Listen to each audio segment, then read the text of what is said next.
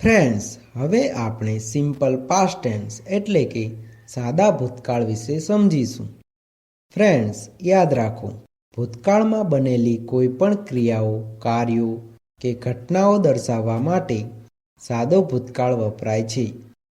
સાદા ભૂતકાળના વાક્યો હંમેશા અધૂરા રહે છે. સાદા ભૂતકાળના વાક્યોમાં છે, નથી, હતો, ન હતો, હશે, નહીં હોય જેવા શબ્દો આવતા નથી. પોઝિટિવ એટલે કે હકારવાચક વાક્ય, જે ક્રિયા ભૂતકાળમાં થઈ. નેગેટિવ એટલે કે નકારવાચક વાક્ય, જે ક્રિયા ભૂતકાળમાં ન થઈ. આવા વાક્યોમાં સાદો ભૂતકાળ વપરાય છે.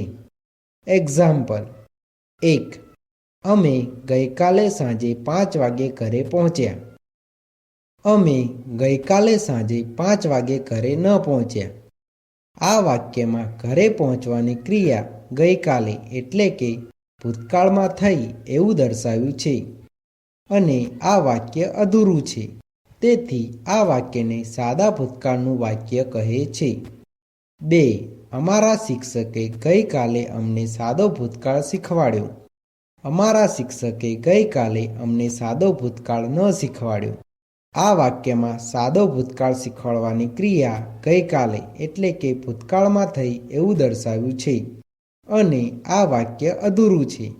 તેથી આ વાક્યને સાદા ભૂતકાળનું વાક્ય કહે છે. 3. સિંહે ફરીથી પ્રયત્ન કર્યો.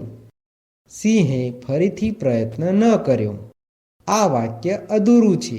તેથી આ વાક્યને સાદા ભૂતકાળનું વાક્ય કહે છે.